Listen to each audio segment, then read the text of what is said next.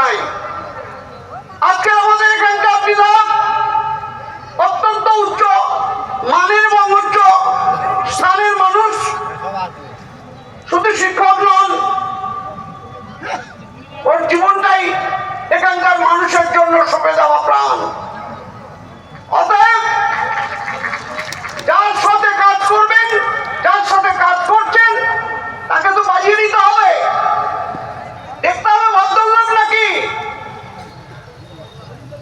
বিচারাধীন বিষয় বলে অনেক বিষয়ে কথা বলা যাবে না। কিন্তু আপনারা যারা আমাদের দলের সুদীর্ঘ কাল ধরে এখানে টিকে আছেন, লড়াই হয়েছে বহুদিন, লড়াই করে আমরা 2008-এ পঞ্চায়েত সমিতি দখল করেছিলাম এবং 9-এ আমরা সন্দেশখালীতে থেকে আমাদের হাজী সাহেব প্রয়াত হয়েছেন, তাকে 550 ভোটে আমরা লিড দিয়েছিলাম। তারপর লড়াই, সাধারণ মানুষ আমাদের পক্ষে কথা রেখেছে, আমাদের সঙ্গে এসছে। এইবার তাদেরকে দেখার কথা আমাদের বিধায়ক আপ্রাণ ভাবে করছেন, আমরা আছি তার সঙ্গে। আপনারা নিশ্চয়ই বুঝতে ভুল করবেন না যে আমরা নেই, আপনারা হতাশ, একথা ভাববার কোনো কারণ নেই। বন্ধুরা, আজকে যে বিষয়, মূল বিষয়ের মধ্যে আমরা যা জানি এবং একটু আগে আমাদের বিধায়ক বলেছেন, মূল বিষয় হলো নির্বাচনের যে ভোটার লিস্ট। ভোটার লিস্টে হরিয়ানা মহারাষ্ট্রের লোকজনদের নাম ভরে দিয়েছে। নির্বাচনের নামে প্রহসন। ভারতবর্ষে এই একজন প্রধানমন্ত্রী, তিনি 14 সালে নির্বাচনে দাঁড়িয়ে বললেন, আপনাদের প্রত্যেককে বাড়ি বাড়ি আমি 15 লক্ষ করে টাকা পাঠাবো। বিদেশে নাকি টাকা আছে কংগ্রেসের, অন্য কাদের, সেই কালো টাকা নিয়ে এসে আমাদের সবাইকে 15 লক্ষ টাকা করে বাড়ি বাড়ি পৌঁছে দেবে। কোন পয়সা আপনারা পেয়েছেন? এবং মিথ্যা ধাপ্পা দিয়ে ভারতবর্ষের মানুষকে যেভাবে অসম্মানিত করেছে, ধাপ্পা, মিথ্যা, এদের বিরুদ্ধে লড়াই আমাদের চিরকাল থাকবে। সাম্প্রদায়িকতা, বিচ্ছিন্নতার বিরুদ্ধে আমাদের লড়াই থাকবে। আমরা কখনো ভুলব না। আজকের হরিয়ানা মহারাষ্ট্রের মানুষের নাম আমাদের ভোটার লিস্টে আমাদের সুপ্রিমো দলের নেতৃত্ব, আমাদের মামাটি মানুষের নেত্রী মমতা বন্দ্যোপাধ্যায় রয়েছে। জাতীয় নির্বাচন কমিশনের কাছে গিয়ে বলছেন, আর অভিষেক বন্দ্যোপাধ্যায় আমাদের ডাইরেকশন দিচ্ছেন যে হরিয়ানা এবং মহারাষ্ট্র, হরিয়ানা যেতে চাই জোটচুরি ভোটার লিস্টে।